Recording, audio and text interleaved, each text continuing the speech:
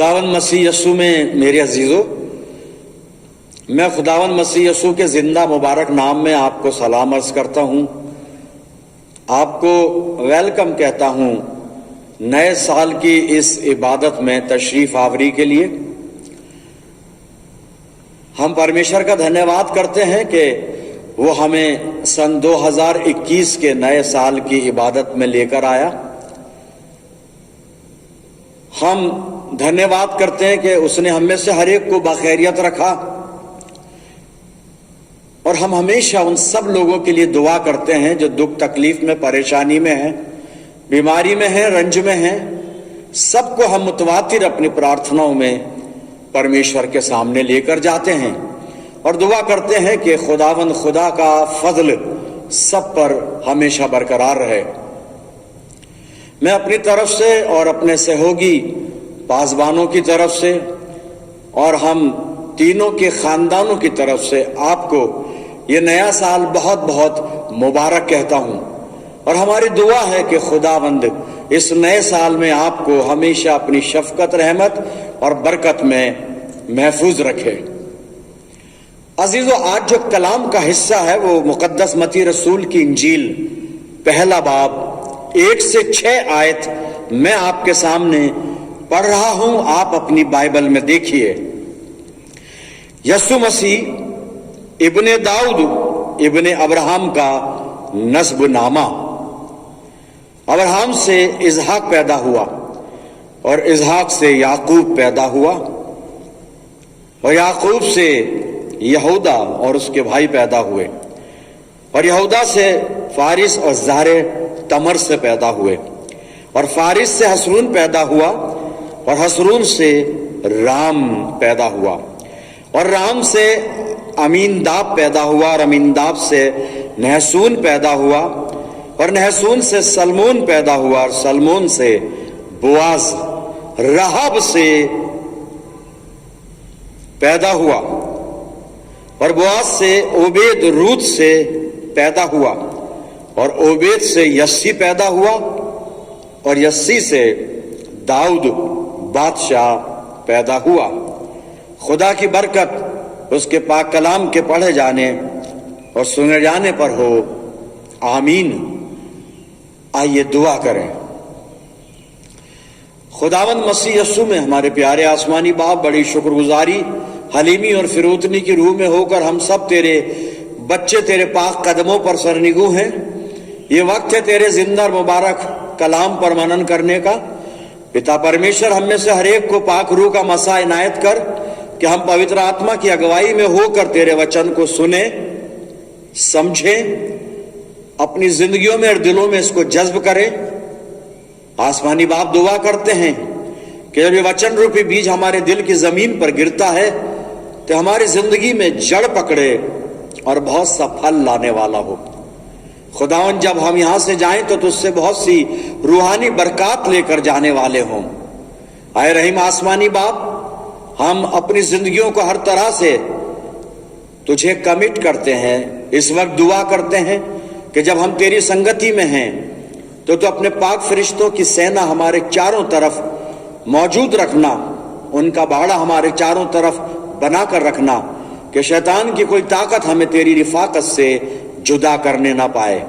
प्यारे आसमानी बाप, अपनी जिंदगियों को हर तरह से तेरे इख्तियार में देते हैं, और इस दुआ को तेरे प्यारे इकलौते बेटे अपने नजात दहिंदा खुदावंद यस्सु मसीह के जिंदा और मुबारक नाम के वसीले से मांगते हैं। सुन और कबूल कर ले, आमीन। अजीजों, एक बार फिर हम परमेश्वर का धन्यवाद करते हैं आज के इस मुबारक वक्त के लिए, और खुदावंद खुदा के हम मशकूर हैं, ममनून हैं कि वो हमें इस नए साल में लेकर आया, 2021 में हमें लेकर आया, और फिर आज हम अपने परमेश्वर के कदमों पर मौजूद हैं ताकि उसके जिंदा और मुबारक कलाम पर मेडिटेशन करें। अजीजों,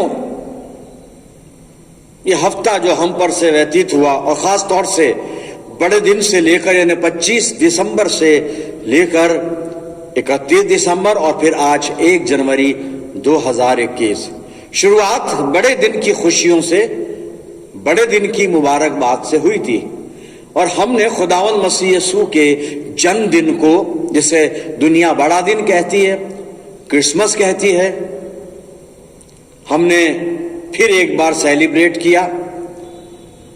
बहुत सी आशीषें परमेश्वर ने हमें दी, आनंद हमें दिया और फिर आज हम एक बार फिर पाक इज्तिमा में मौजूद हैं, पवित्र सहभागिता में मौजूद हैं और नए साल की शुक्रगुजारी परमेश्वर को अदा कर रहे हैं।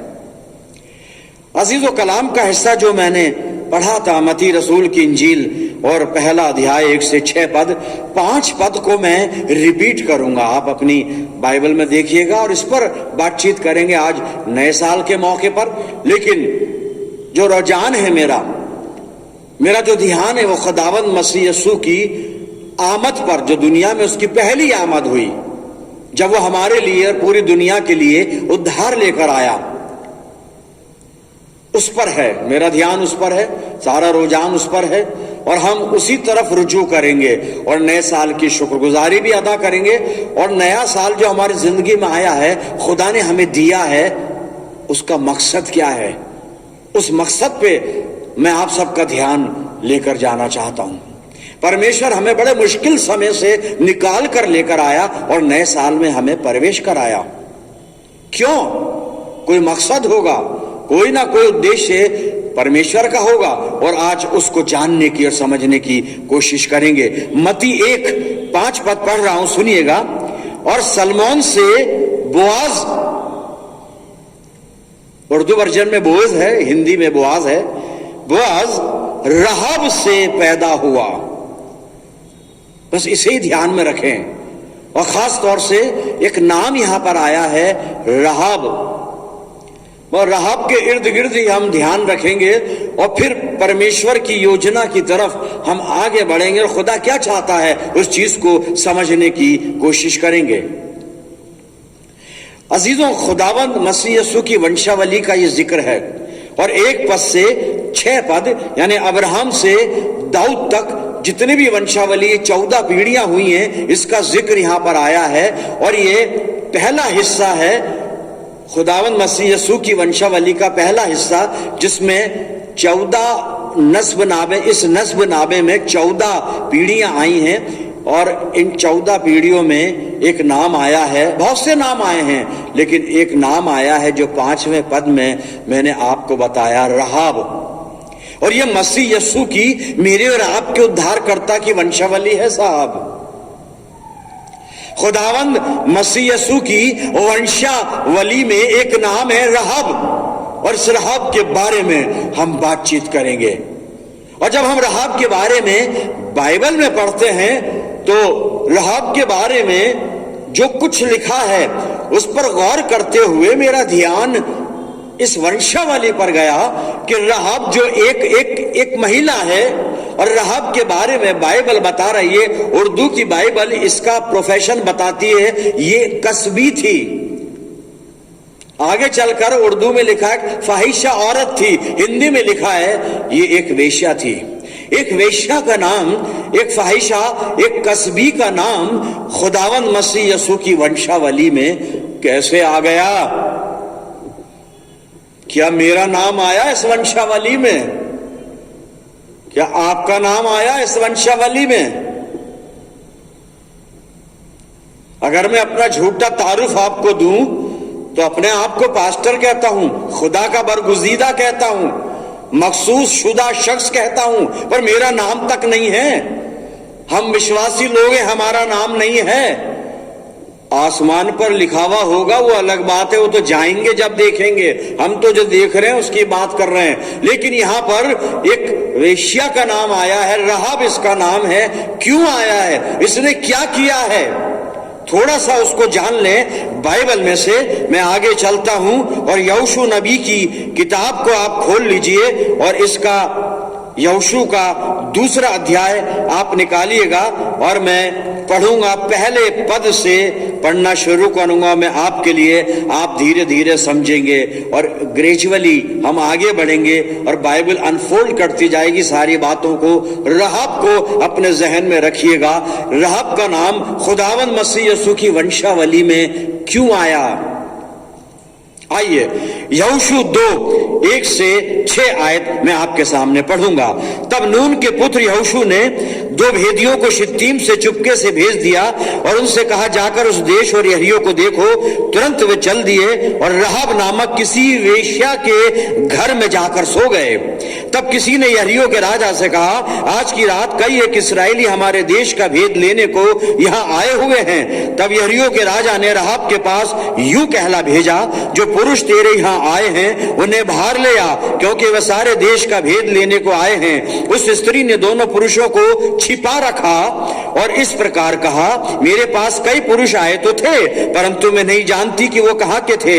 और अब जब अंधेरा हुआ और फाटक बंद होने लगे तब वो निकल गए। मुझे मालूम नहीं कि वो कहाँ गए। तुम फुर्ती करके उनका पीछा करो तो उन्हें जा पकड़ोगे। उसने उनको घर की, अब राहाब के लिए लिखा, उसने यानी राहाब ने उनको, किनको, 2 पुरुष जो भेजे गए थे यहोशू के द्वारा, उनको घर की छत पर चढ़ाकर सनई की लकड़ियों के नीचे छिपा दिया था, जो उसने छत पर सजाकर रखी थी।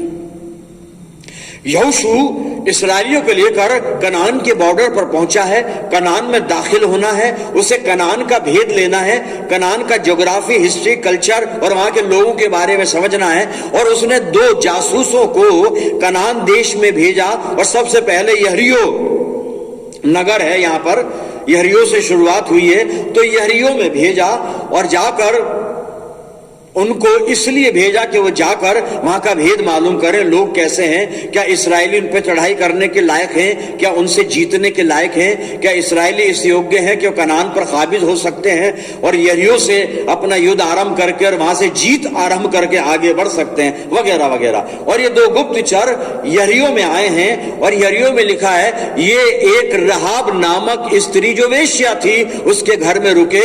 उसने उनको रुका लिया और उसको मालूम था कि ये अन्य जाति के लोग मेरे घर में आए और मेरा राजा इनका भेद लेने के लिए किसी को भेजेगा, और यही हुआ आगे। और उसने उनको पहले से ही छत पे छुपा दिया था और यरीहो के राजा ने अपने सैनिकों को भेजा होगा, दरबारियों को भेजा होगा, पुरुषों को, यह लिखा है पुरुषों को भेजा कि इस्राएल से कुछ लोग आए हमारे देश का भेद लेने के लिए और वो उस घर में रुके, उन्हें पकड़ कर लेकर आओ। और ये राजा के लोग गए हैं, लेकिन राहाब ने उन 2 गुप्तचरों को, जासूसों को छुपा दिया था छत पे। सो ये आदमी, राजा के आदमी उनको नहीं पा सके और ढूंढ ढांड के वापस चले गए। और ये दोनों गुप्तचर, बहुत सारी बातें हुई हैं राहाब से और सारा भेद लेकर यहोशू के पास आ गए और खबर दी इन दोनों गुप्तचरों ने कि हम राहाब से मिले। और राहाब ने एक बात, आगे जब आप स्टडी करेंगे ना, आगे के जब आप सबक पढ़ेंगे तो पता चलेगा, राहाब ने इनसे कहा कि भाई हमारा पूरा देश तुमसे डरा हुआ है, इस्राएलियों से डरा हुआ है, क्योंकि खुदा तुम्हारे साथ है और तुम जरूर हम पर कब्जा कर लोगे, इसलिए तुम आओ और कब्जा करो, क्योंकि ये होना है, इसको होना ही होना है, ये खुदा की मर्जी है, ये परमेश्वर की योजना है और खुदा की योजना पूरी होगी, इसलिए तुम आकर यरीहो पे हमला करो। और ये चले गए और उन्होंने खुशखबरी यहोशू को दी। लेकिन राहाब ने ये काम किया कि इन गुप्तचरों को छुपा दिया था अपने घर में। और जब ये वापस आने लगे जासूस, तो राहाब ने इनसे एक बात कही कि जब तुम हमें जीत लोगे, जब तुम शहर पे हमला करोगे, लोगों को घात करोगे, मारोगे, लेकिन मैंने तुम्हें पनाह दी है, मैंने तुम्हें महफूज रखा है, मैंने तुम्हें एक्सेप्ट कबूल किया है, तुम ऐसा करना, मुझे और मेरे परिवार को बख्श देना, हमें मत मारना, ये वादा करो। इन जासूसों ने वादा किया। और साहब जब हम आगे जाते हैं, आगे पढ़ते हैं, अब मैं आगे पढ़ूंगा, यहोशू और इस्राएली आगे बढ़े और इन्होंने यरीहो को जीत लिया और यरीहो में जाकर इन्होंने सारे लोगों को गारत किया, कत्लो गारत करके, लेकिन राहाब को छोड़ दिया। आगे पढ़ूंगा मैं, आप समझेंगे। यहोशू 6:22 और 23 पद में आपके सामने पढ़ रहा हूं। तब यहोशू ने उन दोनों पुरुषों से जो उस देश का भेद लेने गए थे कहा, अपनी शपथ के अनुसार उस वेश्या के घर में जाकर उसको और जो उसके पास हों उन्हें भी निकाल ले आओ। तब वो दोनों जवान भेदिए भीतर जाकर राहाब को और उसके माता पिता, भाइयों और सबको जो उसके यहाँ रहते थे, वरन उसके सब कुटुंबियों को निकाल लाए और इस्राएलियों की छावनी से बाहर बिठा दिया। अब मैं 25 पद पढ़ रहा हूं राहाब के बारे में, सुनिएगा। और यहोशू ने राहाब वेश्या, इसका प्रोफेशन बार बार आ रहा है साहब, ये कौन थी, बाइबल बता रही है, वेश्या थी, कसबी थी। 25 पद। और यहोशू ने राहाब वेश्या और उसके पिता के घराने को वरन उसके सब लोगों को जीवित छोड़ दिया, और आज तक, सुनिएगा, बाइबल कह रही है, आज तक उसका वंश इस्राएलियों के बीच में रहता है। क्योंकि जो दूत यहोशू ने यहरियों को भेद लेने को भेजे थे, उनको उसने छिपा रखा था, उन्हें पनाह दी थी। आज तक राहाब वेश्या इस्राएलियों के बीच में उसका कुटुंब रहता है, यानी इस्राएलियों में मिक्स हो गए। राहाब अब वेश्या नहीं है, वो इस्राएलियों के बीच में रहती है। और राहाब ने सलमोन से फिर शादी की और फिर बोअज पैदा हुआ। लेकिन राहाब का नाम जो है वो खुदावंद मसीह यस्सू की वंशावली में है। क्यों आया एक वेश्या का नाम? प्रश्न वही है, मेरा नाम क्यों नहीं है, हमारा क्यों नहीं है खुदावंद मसीह यस्सू की वंशावली में? मैं बार बार बता रहा हूं, स्वर्ग पे जरूर हमारा नाम लिखा है। मैं मसीह यस्सू की वंशावली जो रिकॉर्ड है दुनिया के सामने, एक हिस्ट्री है, इतिहास है, उसका जिक्र अभी कर रहा हूं मैं। और राहाब हमारा मरकज है, राहाब पे हमारी नजरें हैं। राहाब के बारे में इब्रानियों के खत में भी कुछ लिखा है, वहां भी चलते हैं, देख लेते हैं। इब्रानियों 11 अध्याय और 29 आयत से 31 आयत में पढ़ूंगा। सुनिए राहाब के बारे में। और इब्रानियों का लेखक इस 11वें पद में ईमानदारों का जिक्र कर रहा है। नूह का जिक्र कर दिया, अब्राहम का जिक्र कर दिया, मूसा का कर दिया, और कई किरदारों का जिक्र उसने किया है। और जिक्र करते करते करते करते अब ये इस्राएलियों पर आया है। क्या कहता है? इब्रानियों 11 29 से 31 पढ़ रहा हूं मैं। विश्वास ही से लाल समुद्र के पार ऐसे उतर गए। कौन? इस्राएली लोग ऐसे उतर गए जैसे सूखी भूमि पर से। और जब मिस्रियों ने वैसा ही करना चाहा तो सब डूब मरे। तीसरा 30 पद 30 आयत। विश्वास ही से यरीहो की शहर पना, जब वो 7 दिन तक उसका चक्कर लगा चुके तो वो गिर पड़ी। 31वीं आयत। विश्वास ही से राहाब वेश्या आज्ञा न मानने वालों के साथ नष्ट नहीं हुई, इसलिए कि उसने भेदियों को कुशल से रखा था। ईमानदार औरत है, परमेश्वर के प्रोजेक्ट को जानती है, परमेश्वर की योजना को जानती है साहब। और इस राहाब ने, वेश्या थी, कसबी थी, फाहिशा, कुछ भी कहते रहो जी आप, इस राहाब ने किया क्या? इसने खुदा की योजना में योगदान दिया था। परमेश्वर की योजना थी कि इस्राएली कनान में जाकर बसे, और कनान में जाने से पहले गुप्तचर गए, गुप्तचर हाल मालूम करने गए, और गुप्तचर राहाब के घर गए। राहाब ने उन जासूसों को छिपाया है, उन जासूसों को साकुशल यहोशू के पास भेजा है। उसके बाद यहोशू और इस्राएलियों ने यरीहो को जीता है और राहाब बचाई गई है। फिर बाद में इस्राएलियों के बीच में वो रही है, इसलिए उसका नाम मसीह यीशु की वंशावली में आया है। क्योंकि इस राहाब ने जो कुछ थी वो थी, लेकिन इसने परमेश्वर की योजना में एक कंट्रीब्यूट किया है साहब, एक योगदान दिया है। मेरे अजीजों, मैंने और आपने अभी बड़ा दिन मनाया 25 तारीख को। परमेश्वर की दूसरी योजना, एक उद्धारकर्ता जगत में आया, ये परमेश्वर की योजना। उसने अपने बेटे को भेजा, यीशु मसीह नजात लेकर आया। उस नजात को हमने महसूस किया, हासिल किया, सेलिब्रेट किया बड़े दिन पर। लेकिन हमारा योगदान क्या है इस योजना में? क्या कंट्रीब्यूशन है साहब? बड़ा दिन सिर्फ सेलिब्रेशन में निकल गया, इवेंट होके रह गई, इबादत सिर्फ चर्च में होके रह गई, और घरों पर वही जो होता है, मैं तो बोल चुका हूं ना, कितनी बार बोल लूंगा, घरों पर वही जो होता है, वही जो होता है वही करते रहे। लेकिन परमेश्वर की इतनी बड़ी योजना कि सब नजात पाए। क्या किसी आत्मा को हमने इन 5 दिनों में, 6 दिनों में यीशु मसीह के लिए जीता?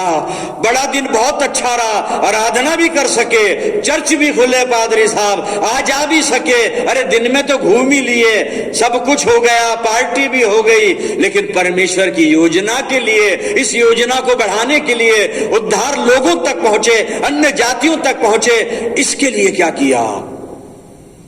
क्या योगदान रहा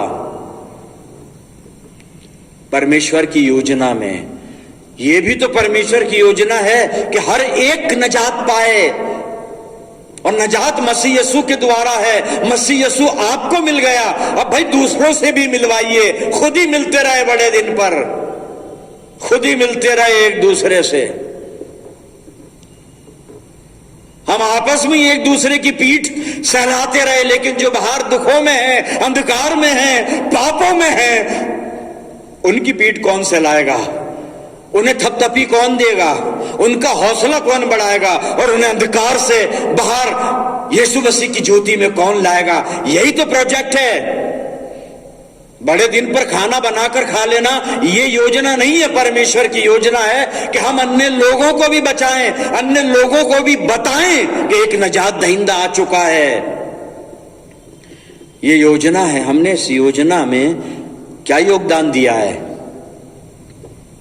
खो के रह गए हम भीड़ में, भीड़ में खो गए, दुनिया के साथ चल दिए। जो करना था वो नहीं कर पाए मेरे अजीजों। परमेश्वर के राज्य में हमें भी जाना है, दूसरों को भी लाना है। यही तो योजना है परमेश्वर की। खुदा चाहता है कोई हलाक ना हो।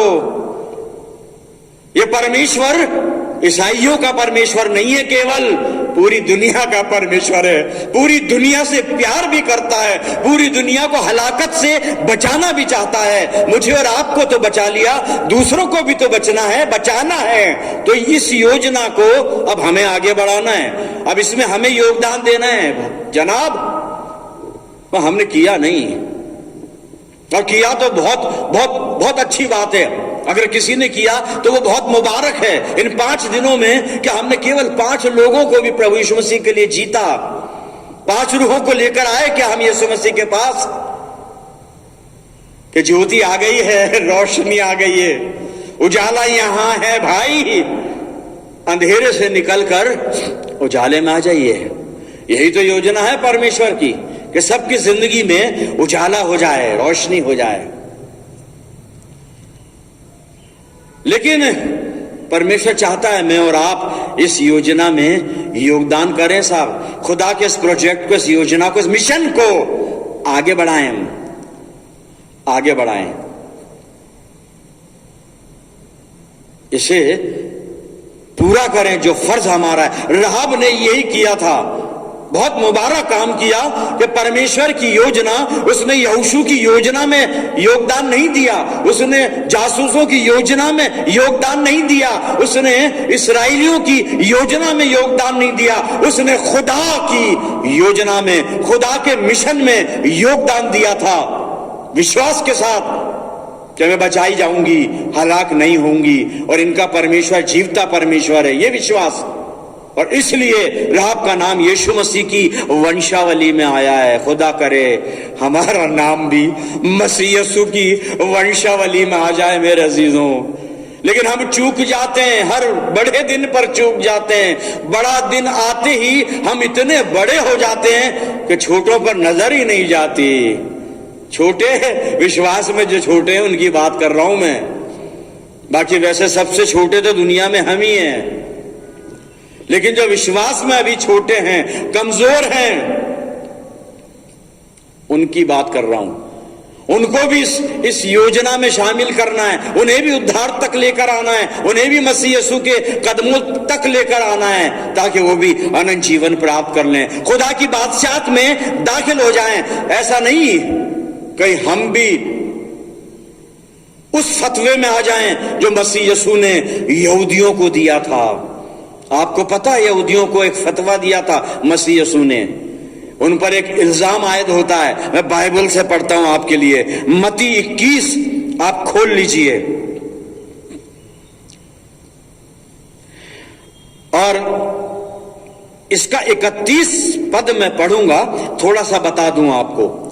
खुदावंद मसीह यीशु हैकल में है, यरूशलेम की हैकल में है, और याजक आए हैं, कुछ बुजुर्ग आए हैं, हिंदी में पुरनिये कहा है उन्हें, और इन्होंने खुदावंद मसीह यीशु से सवाल किया, जो मौजज़े करता है, जो वो वाज देता है, जो वो अच्छी बातें लोगों को बताता है, जो मुर्दों को जिलाता है, अंधों को बीनाई देता है, ये परेशान हो गए, यार हम आज तक ऐसा नहीं कर पाए, ये कैसे कर रहा है? अरे तुम कैसे कर लोगे? तुम खुदा को जानते नहीं, खुदा तक पहुंचे नहीं, खुदा को समझा नहीं, सुन सुन के नाम दूसरों को बताते रहे, दूसरों को ही बताया है। ये पढ़ना पढ़ाना नहीं है यहां पर तो जीना है, और खुद जीने लगे हैं बाइबल को, उसके बाद दूसरों को जीना सिखा दें, पढ़ना नहीं।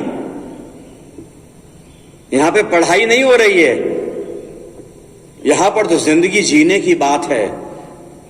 और जब उन्होंने सवाल पूछा कि ये सारे काम तो किस अधिकार से करता है, आगे और बहुत बातचीत हुई है, तब खुदावंद मसीह यीशु ने एक दृष्टांत उनको कहा कि एक बाप के दो बेटे थे, और बाप ने अपने एक बेटे से कहा कि बेटा तू दाख की बारी में जाकर काम कर। उसने कहा नहीं जाऊंगा मैं, लेकिन लिखा है बाद में पछता कर चला गया।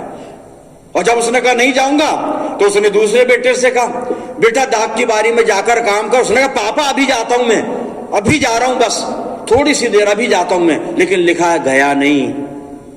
ये दृष्टांत का, और इस दृष्टांत के बाद इन पर जो बात आयद होती थी, इन याजकों पर, यहूदियों पर जिन्होंने खुदावंद मसीह यीशु को कबूल नहीं किया, बुजुर्गों पर जिन्होंने नजात को कबूल नहीं किया, ना खुद दाखिल हुए उद्धार में, ना दूसरों को होने दिया, कहीं हम ऐसे तो नहीं है। लेकिन कहा क्या जा रहा है, सुन लीजिए साहब, यहां पे यीशु मसीह क्या कहता है। मत्ती 21 और 31 पद में लिखा है, इन दोनों में से किसने पिता की इच्छा पूरी की?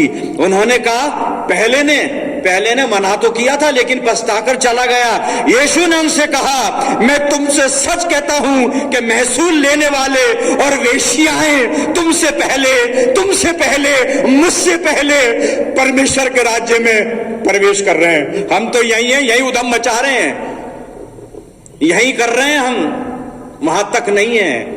और यीशु मसीह कहता है तुम लोगों से मुझसे पहले महसूल लेने वाले और वेश्याएं परमेश्वर के राज्य में प्रवेश कर रही हैं, प्रवेश कर गई। राहब का नाम मसीह यीशु की वंशावली में आया है, क्योंकि इसने परमेश्वर की योजना में योगदान दिया है।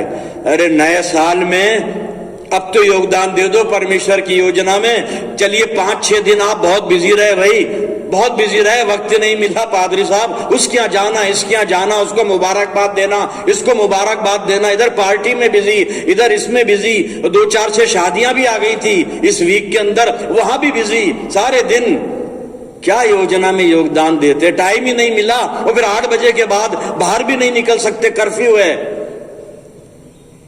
जनाब पार्टी में तो 11 बजे तक रुके थे।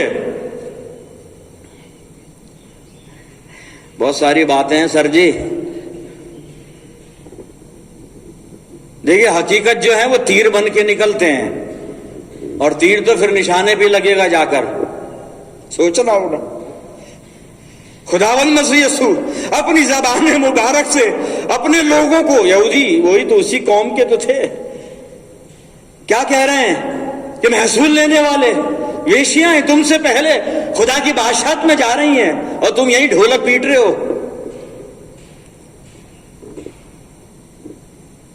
कोई बात नहीं, अगर हम चूक गए, मौका फिर दिया, एक नए साल में परमेश्वर लेकर आया है, आज से नया साल शुरू हो रहा है। पादरी साहब वही बात कर दी आपने। अरे न्यू ईयर है, अभी चर्च से जाने के बाद न्यू ईयर सेलिब्रेशन कर लो बेटा, सेलिब्रेशन। हमारे यहां तो कलेक्टर ने बैन लगा दिया, कोई समारोह नहीं होगा। बहुत तुम सेलिब्रेशन क्या करते हो, उधम मचाते हो, एंजॉय नहीं करते, उधम मचाते हो, तुम खुशी नहीं मनाते, छिछोरापन करते हो, इसलिए बंद, कुछ नहीं होगा, आप कर लो। तो खुदा कह रहा है आ जाओ, लौट कर आ जाओ, कहीं जगह नहीं मिल रही है, मेरे पास आ जाओ, मेरे पास आ जाओ। राहब ने अपने कामों से, अपनी खिदमत से अपने विश्वास को प्रकट किया था। परमेश्वर की योजना को पूरा करने के लिए अपना पूरा कंट्रीब्यूशन, साहब जान की बाजी लगाई थी राहब ने, क्योंकि राजा ने वहां पर आदमी भेजे थे, और उसने राजा का डर माने बगैर उन जासूसों को, जिन्हें राजा ढूंढ रहा है, जिन्हें राजा अरेस्ट करना चाह रहा है, मार भी देता, शायद मरवा भी देता, अपने घर में छुपा लिया।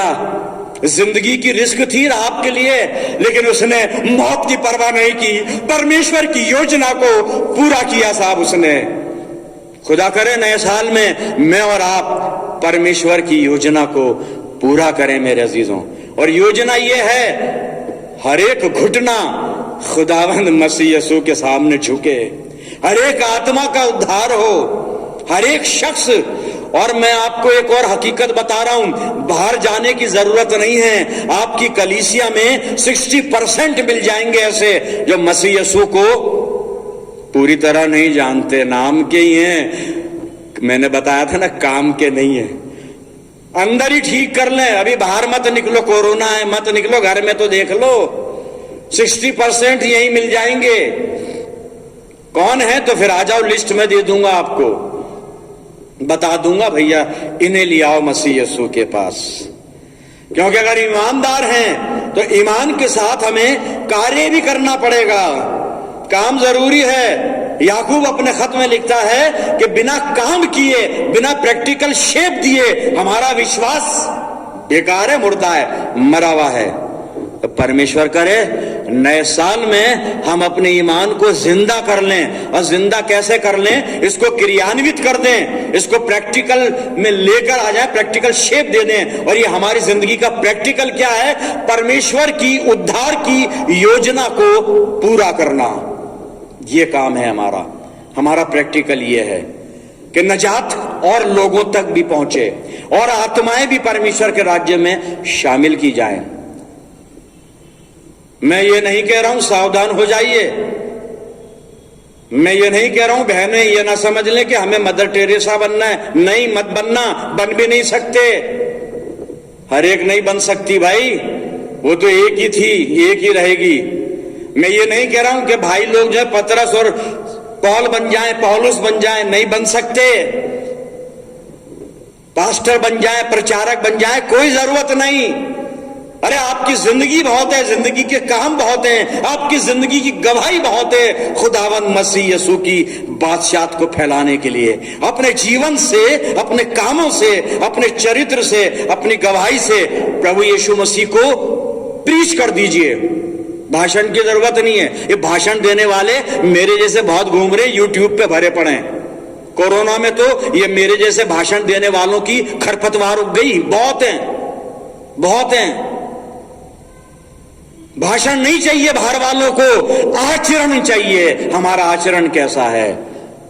क्या हमारा आचरण ऐसा है कि प्रभु यीशु मसीह के लिए हम रूहों को जीत सकते हैं? अजीजों, अपनी जिंदगी में मसीह यीशु को पहन लीजिए। पौलुस कहता है मसीह यीशु को पहन लो, मसीह यीशु को पहन लो। नए साल में हम प्रभु यीशु मसीह को पहनकर इस आराधनालय से निकलें और दूसरों को दिखाएं। जब मैं गाउन पहनकर चलता हूं सड़क पर, लोग मेरे गाउन को देखते हैं और गाउन से समझते हैं कि ये फादर है। मसीह यीशु को पहनकर निकलूंगा तो मेरे मसीह यीशु को देखेंगे और लोग कहेंगे ये मसीह है, और मसीह है तो इसका यीशु मसीह भी है, और यीशु मसीह है तो लोग कह रहे हैं जनाब हम मसीह से मिलना चाहते हैं। यूनानी आए थे फिलिप्पुस के पास, जनाब हम यीशु से भेंट करना चाहते हैं। जी हां, दुनिया यीशु से भेंट करना चाहती है, लेकिन हमने परमेश्वर की योजना में योगदान दिया ही नहीं। अपनी योजनाएं बनाते रहे, अपनी योजनाएं करते रहे, इतने बिजी रहे 6 दिन। क्या बताएं पादरी साहब आपको, बहुत बिजी रहे।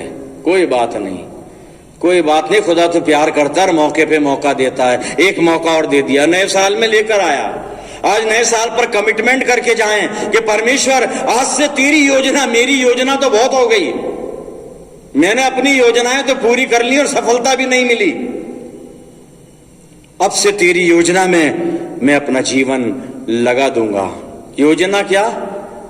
यीशु मसीह का नाम आगे लेकर जाइए, दूसरे लोगों को बताइए और दूसरे लोगों को प्रभु यीशु मसीह के पास लेकर आइए, उद्धार के पास, जिंदगी के पास, बरकतों के पास। इस वचन के द्वारा प्रभु आपको आशीष दे। आइए प्रार्थना करें। खुदावंद मसीह यीशु में प्यारे बाप आसमानी, धन्यवाद करते हैं जिंदा कलाम के लिए, जिसने आज हमें खुदावंद मसीह यीशु और परमेश्वर की योजना को पूरा करने के लिए, योगदान देने के लिए उत्साहित किया है। हम बहुत कमजोर हैं खुदा बाप, हम भला तेरे लिए क्या कर सकते हैं, लेकिन हाँ फिर भी अगर हम आत्मा में तैयार हो जाएं तो बहुत कुछ कर सकते हैं, क्योंकि विश्वासी की प्रार्थना से और विश्वासी की सेवा से बहुत कुछ हो सकता है। प्रभु पवित्र आत्मा की सामर्थ हमें दे कि हम परमेश्वर की योजना में अपना योगदान देने वाले बन जाएं। मैं दुआ करता हूं जितने मेरी आवाज को सुन रहे हैं, खुदा बाप तेरी शफकत, रहमत और बरकत का साया इन सब अजीजों पर हमेशा बना रहे। हम सब मिलकर दुआ करते हैं प्यारे प्रभु, पूरे विश्व में जो भी संक्रमण फैला हुआ है, चाहे वह पुराना हो या नया स्ट्रेन हो, इस सारी महामारियों को मसीह यीशु के नाम में दूर करना पिता। हम अपनी जिंदगियां तुझे सौंप देते हैं पिता, और ये दुआ तेरे प्यारे इकलौते बेटे और अपने नजात देने वाले खुदावंद यीशु मसीह के जिंदा और मुबारक नाम के वसीले से मांग लेते हैं। सुन और कबूल कर ले, आमीन।